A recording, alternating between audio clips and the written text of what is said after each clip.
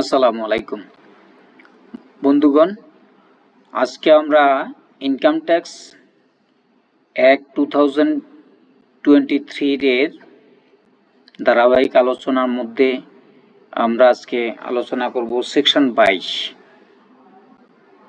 Written earning, reserve, surplus ইত্যাদির উপর করারোপ।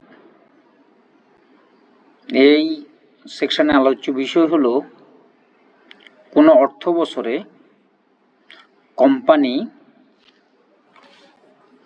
যদি নেট প্রফিট আফটার ট্যাক্সের 70% এর বেশি রিজার্ভ, সারপ্লাস বা রিটেন আর্নিংয়ে ট্রান্সফার করেন, যতটুকু 70% উপরে ট্রান্সফার করবেন ততটুকু ভ্যালুর উপর 10% আপনাকে কর দিতে হবে। আশা করি বুঝতে পেরেছেন। আমরা আরেকটু যদি আলোচনা করি, কোম্পানি আইন 1994 এ গঠিত কোম্পানি এবং যেটা শেয়ার মার্কেটের তালিকাভুক্ত কোম্পানি, এই কোম্পানিগুলোর ক্ষেত্রে এই আইনটা প্রযোজ্য।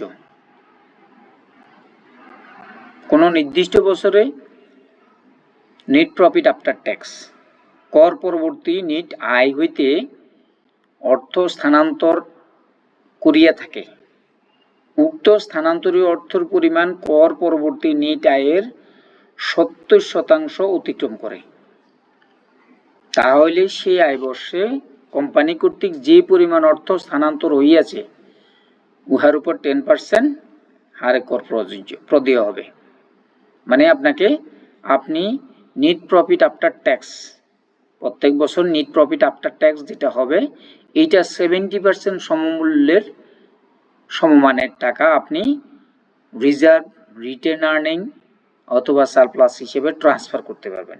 এর বেশি ট্রান্সফার করলে বেশি অংশের জন্য আপনাকে 10% ট্যাক্স দিতে হবে। আশা করি বুঝতে পেরেছেন। ধন্যবাদ সবাইকে। আসসালামু আলাইকুম।